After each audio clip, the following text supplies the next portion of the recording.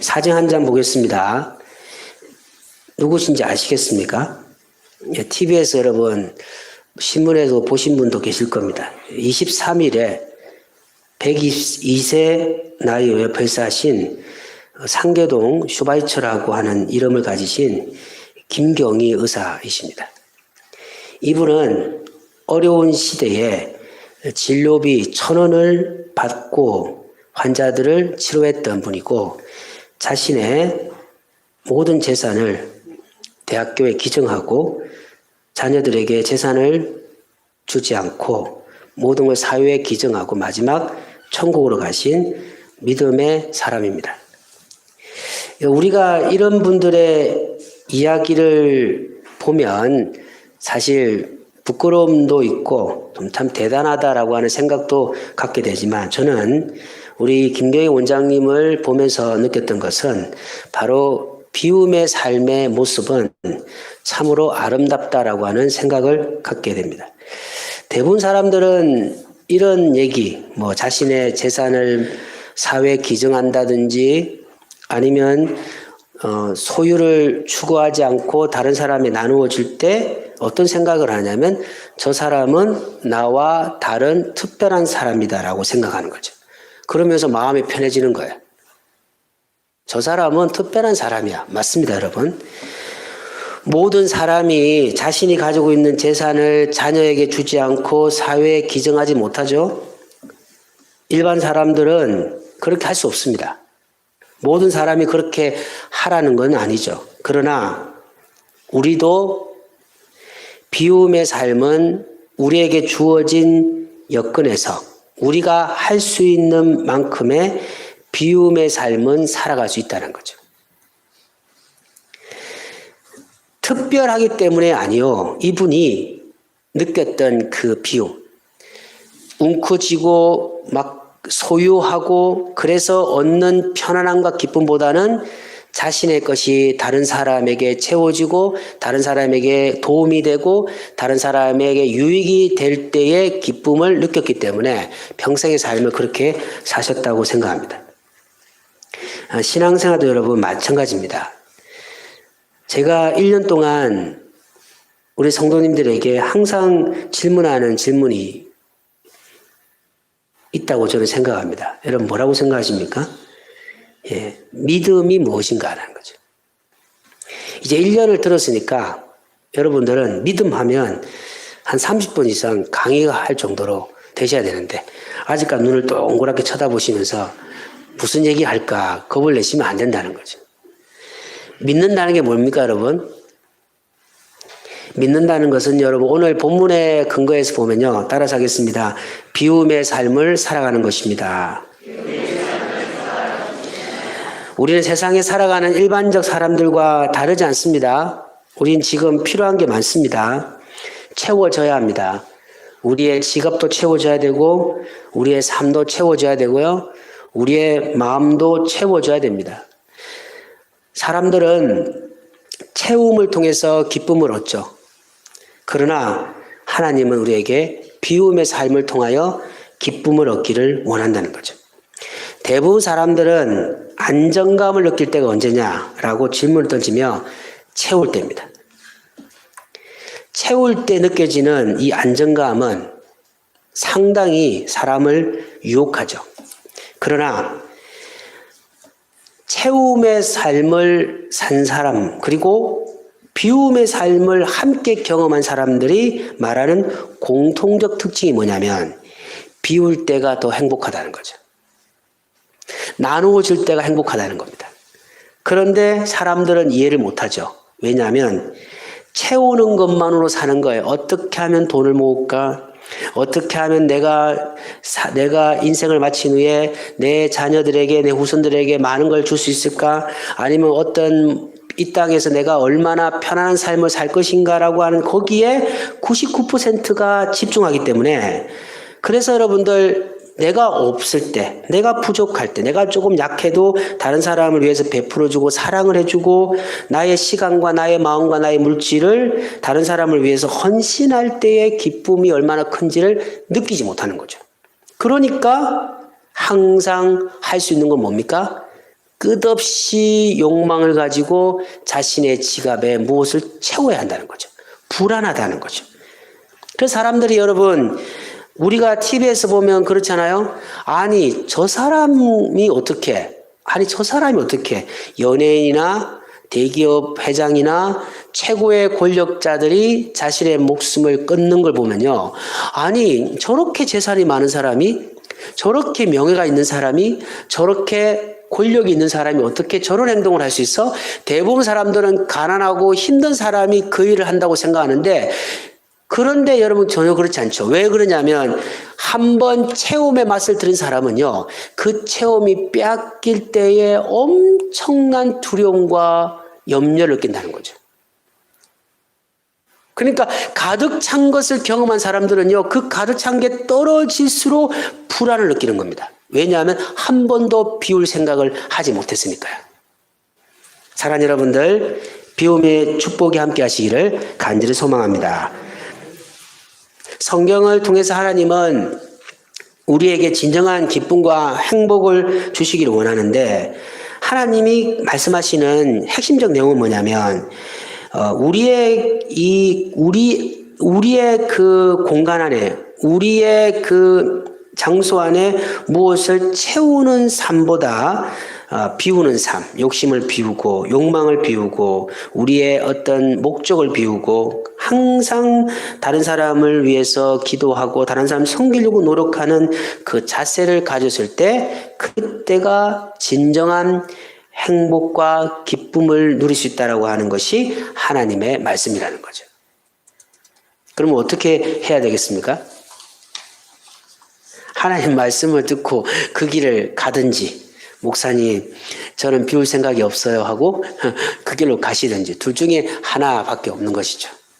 본문을 통해서 인간이 진정으로 행복을 누리고 편안한 삶을 살 수 있는 길이 무엇인지를 한번 살펴보기 바랍니다. 본문은 예수님께 한 사람이 다가오셔서 이제 질문을 하나를 하죠. 13절 읽어보겠습니다. 시작.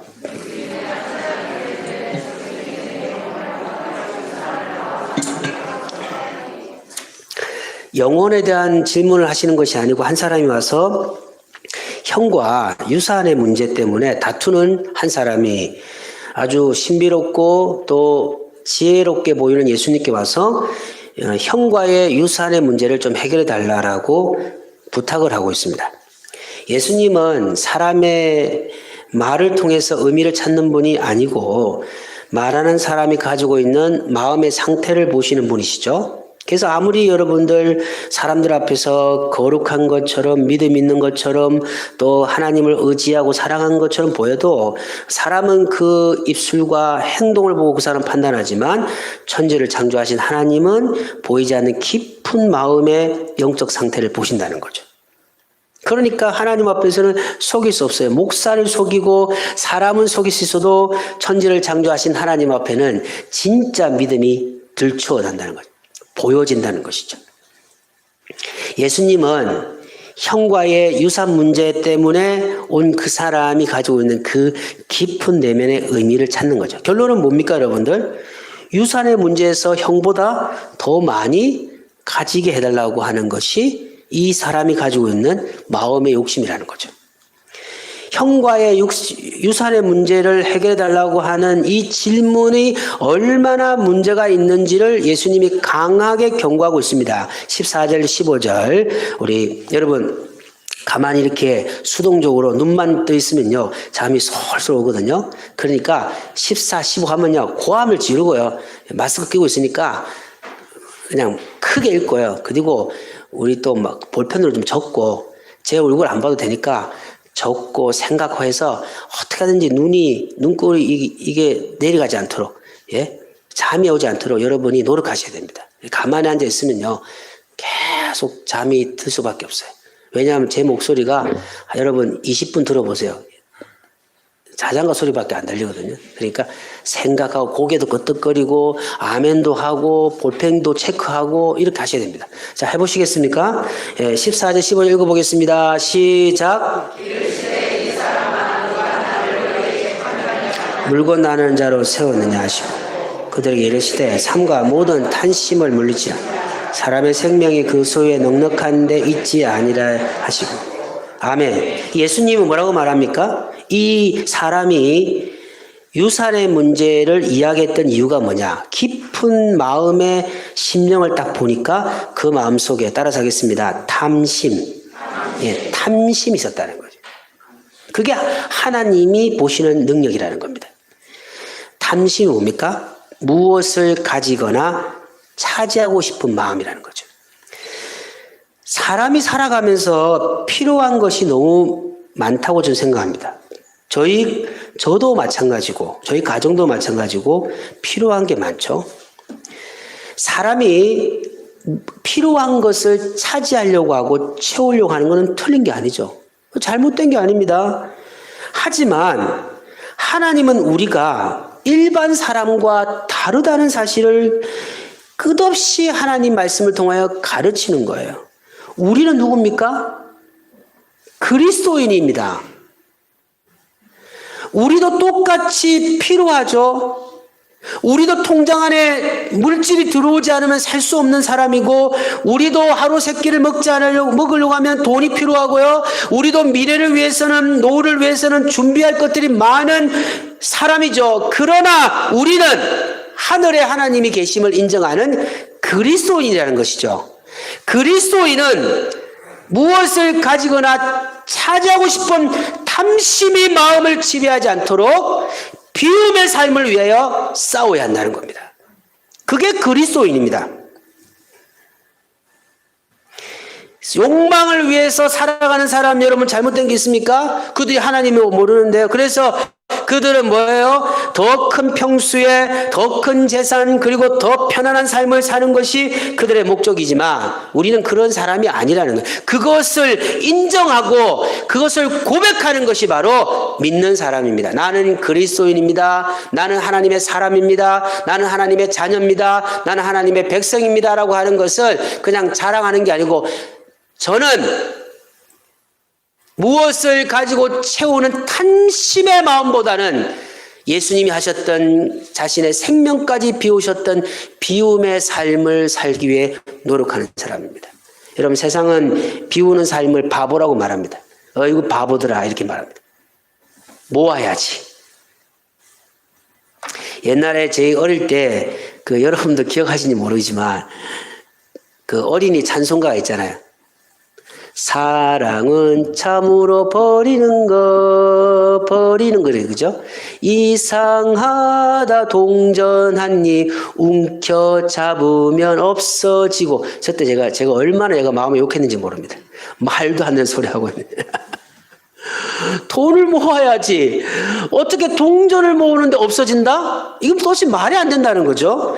왜냐하면 그때 저도 일반 사람이었으니까요. 그래 찬송가 부르면서 말이 안 돼. 역시 가요가 좋아. 이문세의 광화문 연가가 좋고 그게 가슴이 오지 어떻게 말이 돼. 어떻게 동전을 뭐 이렇게 움켜잡으면 있어야 되지. 이게 없다는 거야. 그런데 예수를 만나고 나니까 이게 바로 예수님이 우리에게 말하는 비움의 삶이라는 거예요. 필요하기 때문에 채우지만 그게 우리가 거기에 노예가 되면 안 된다는 거예요. 그게 노예가 되면 안 된다는 거예요. 그래서 진짜 그리스도인들을 보면요. 끝없이 자신의 것을 비웁니다. 그래서 사회를 위해서 삶을 위해서 여러분 우리도 그렇게 살아가기를 간절히 소망합니다. 예수님은 끝없이 채우려고 하는 삶을 살아가는 사람은 진정한 영혼의 안식을 얻을 수 없다라고 하는 그 말씀을 우리에게 쉽게 하시려고 한 비유를 말씀하시는데 그 비유가 따라서 하겠습니다. 한 부자 비유. 예, 우리 읽었죠, 그죠, 여러분? 12장에 나오는 한 부자 비유가 나오죠. 간단하게 이 비유를 설명하면 한 사람이 농사를 지었는데요. 생각지도 못할 만큼의 소출이 많이 생겼어요. 엄청난 곡식을 얻게 되는 겁니다. 너무 소출이 많으니까요. 보관할 장소가 없는 거예요. 그리고 마음속에 뭐라 하냐면 이제 큰 곳에 장소를 만들어서 이 곡식을 가득 채우고 이제 편안하게 먹고 자고 즐기기만 하자라고 하면서 영혼에게 뭐라고 말하냐면 영혼아 이제 되었다. 이제 시작. 이제 마시자. 이제 먹고 자자.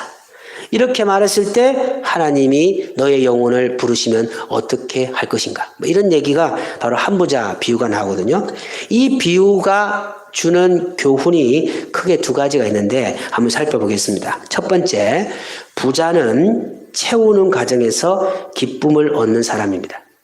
다시 말하면 부자는 채우는 것을 통해서만 기쁨을 얻는 사람이라는 거죠. 자, 19절 읽어보겠습니다. 시작.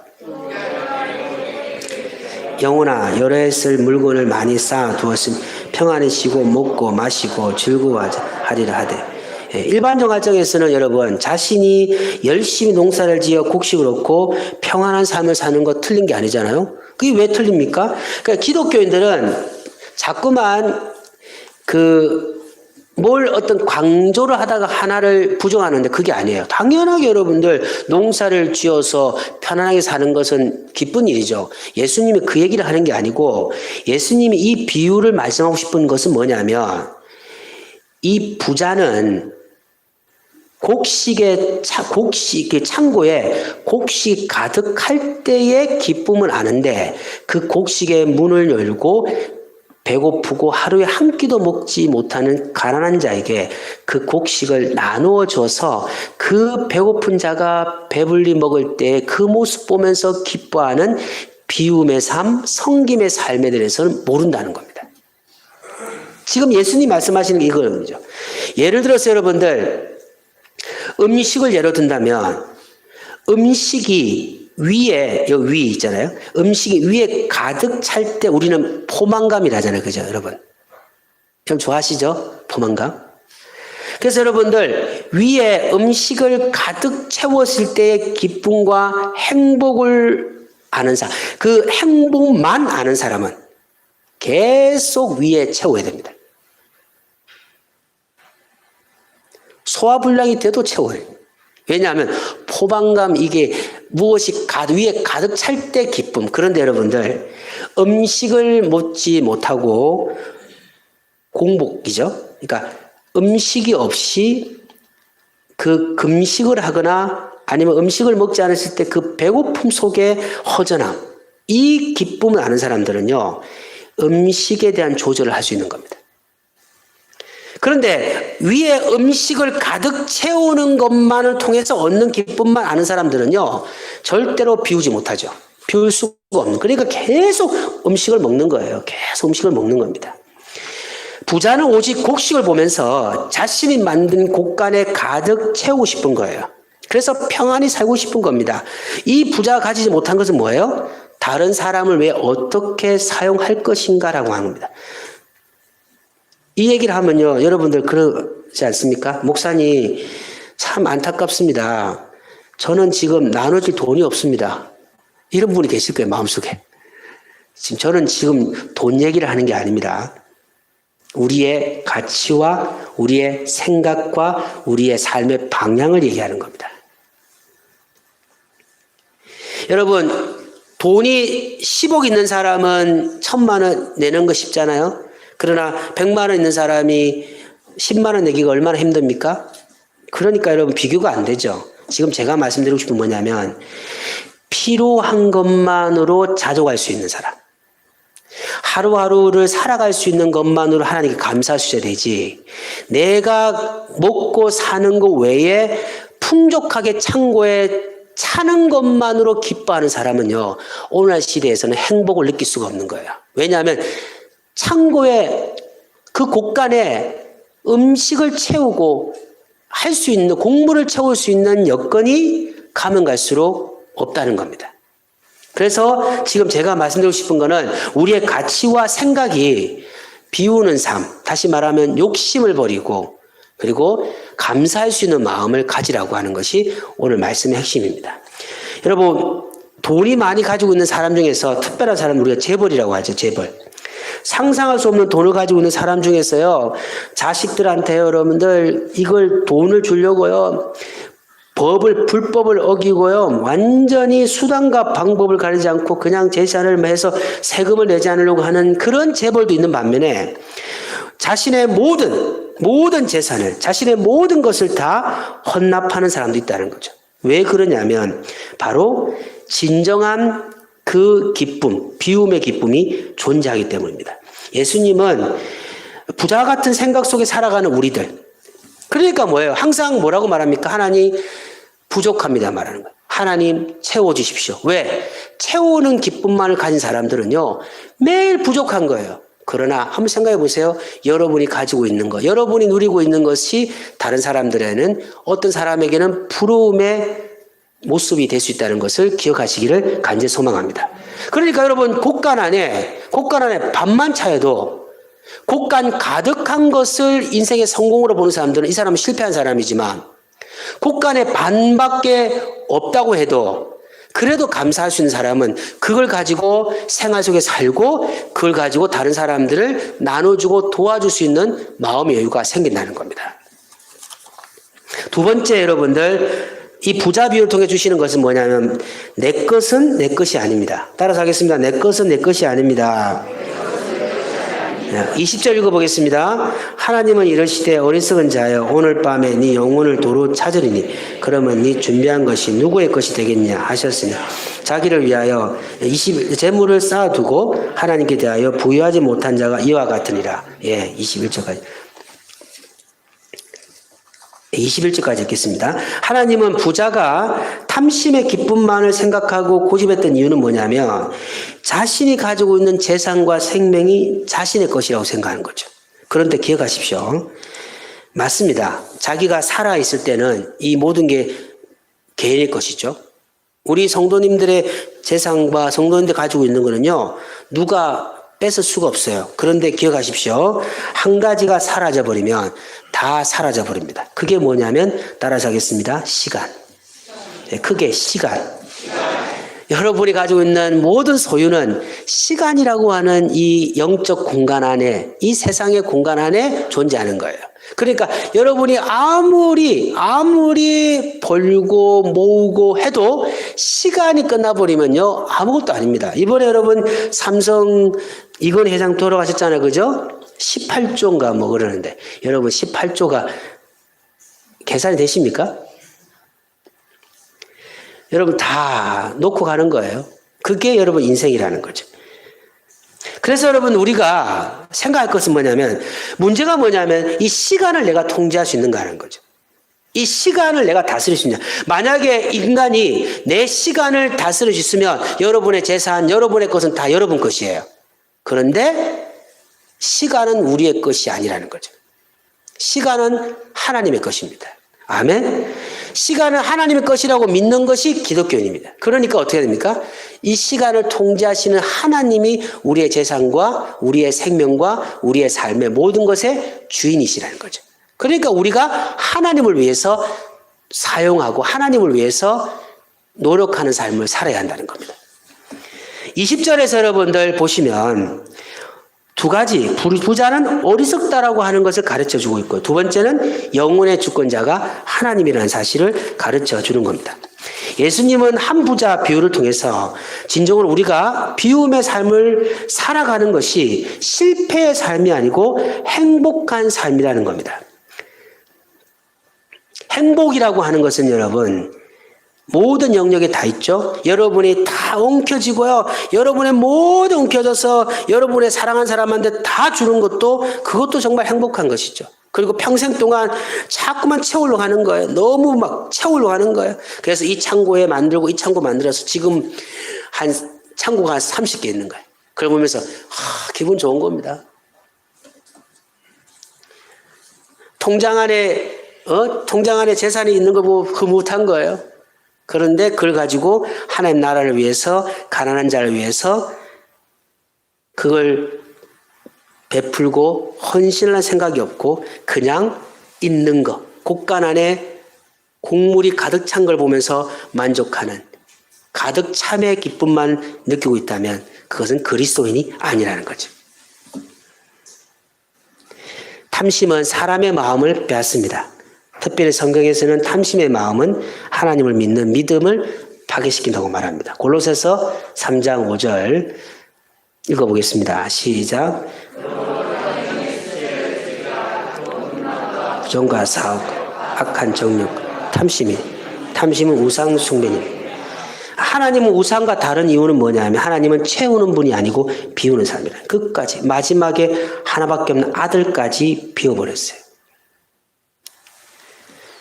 그런데 여기 보면 탐심은 우상 숭배라고 했잖아요. 다시 말하면 내가 평생 동안 움켜쥐고 내 거, 내 삶, 내 시간, 내 행복, 내 목표, 내 가치, 내 것만을 추구하면 그 내 것이 우상이 되어서 우리의 마음을 빼앗아 버린다는 거죠. 한번 보십시오. 여러분, 나를 위해 사랑하는 사람은요, 하나님을 섬기지 못합니다. 왜냐하면 하나님은 그런 분이 아니시니까요. 하나님은 다 주신 분이에요. 생명을 주셨고 사랑을 주셨고 우리에게 영생을 주신 분입니다. 하나님 믿는 믿음의 사람이라면 완전히 여러분 여러분 성도님들에게 모든 재산과 모든 걸 다 팔아서 여러분 길에서 사시라고 하는 게 아니에요. 그 말이 안 되잖아요. 그게 아니고 비우는 삶을 완전히 살지 못해도 최선을 다해서 노력하시기를 간절히 소망합니다. 여러분 10개 이렇게 음식이 맛있는 거 있으면 10개 먹고 배가 이만큼 나와 있는 것도 좋지만 10개 중에서 한 2개 정도만 드시고 8개는 다른 사람들 좀 위해서 나눠주는 것도 좋은 일 아니겠습니까? 그런데 이런 생각이 없는 사람은 야, 이거 10개 빨리 먹어서 내 배를 채워야지 이렇게 생각한다는 겁니다. 그것은 그리스도인이 아니라는 겁니다. 말씀을 정리하겠습니다. 본문을 통해 우리는 채우는 삶만 살아가는 부자의 삶이 아니라 자신의 모든 것을 비우시고 희생하신 예수 그리스도의 삶을 살아가야 합니다. 그럼 왜 하나님께서 비움의 삶을 우리에게 요구하시는 이유가 무엇일까요? 2가지입니다. 2가지. 첫째는 뭐예요? 비움의 기쁨을 경험하기를 원하셨기 때문입니다. 사랑하는 가족 여러분, 정말 간절히 소망합니다. 가득 찰 때의 기쁨도 여러분 느끼시기 바랍니다. 그러나 그걸 나누어져서 텅 빈 곳간을 보면서 기뻐하는 비움의 기쁨을 경험하시기를 간절히 소망합니다. 정말 여러분들 그걸 노력하셔야 돼요. 그건 돈의 문제가 아닙니다. 지금 제가 말하는 건 돈의 문제가 아니에요. 시간도 마찬가지. 시간도 여러분 다른 사람을 위해서 한번 희생해 보십시오. 여러분의 시간을 교회를 위해서 한번 희생해 보십시오. 하루에 여러분들 일주일에 1시간 정도라도 여러분 교회를 위해서 한번 희생해 보시라고요, 여러분들. 그게 비움의 삶 아닙니까? 2번째 여러분들, 비워야 채울 수 있다는 겁니다. 여러분 안에 있는 욕심과 여러분 안에 있는 욕망과 여러분 안에 있는 이 무엇을 가득 찰 때의 기쁨을 추구하고 싶은 그것들을 절제해서 빈 공간을 만들어야 하나님의 은혜가 그 속에 채워진다는 것이죠. 미가서 3장 8절 보시면 읽어보겠습니다. 시작. 오직 나는 여호와의 영으로 말미암아 능력과 정의와 용기로 충만해졌어. 야곱의 허물과 이스라엘 죄로 그들에게 보이리. 여기 뭐라고 말합니까? 여호와의 영으로 말미암아 뭘 채운다고? 뭘 충만해진다고? 충만하게 채운다는 의미인데 무엇을 채운다고요? 능력과 정의와 용기를 채운다는 거예요. 내 안에 내 욕심을 채우는 것이 아니고 내 욕망을 채우는 것이 아니고 나의 어떤 인간의 꿈을 채우는 것이 아니고 이걸 다 비우고 나서 그 텅 빈 공간에 하나님의 은혜와 하나님의 능력과 하나님의 정의와 하나님의 용기와 하나님의 모든 사랑을 채운다. 그러면 여러분들 내 것을 다른 사람에게 나눠줄 수 있는 용기를 줄 수 있습니다. 저는 정말 목회하면서 그런 기도를 이제 계속적으로 하고 있는데 주님 나누어주는 목회자가 되게 도와주십시오. 베풀 수 있는 목회자가 되게 도와주십시오. 저는 그것이 지금 목회하면서 가진 꿈입니다. 앞으로도 저는 비움의 목회를 위해서 달려갈 것입니다. 사랑하는 성도님들도 생활 속에서 비우는 삶을 살아가시기 바랍니다. 여러분의 마음, 여러분의 시간, 여러분의 물질 모든 것들을 다 다른 사람들에게 최선을 다해서 베풀고 나누어 주면 하늘의 하나님이 그 공간 안에 여러 물질을 채워주시고 하나님의 은혜를 채워주시고 하나님의 용기를 채워주실 줄 믿습니다.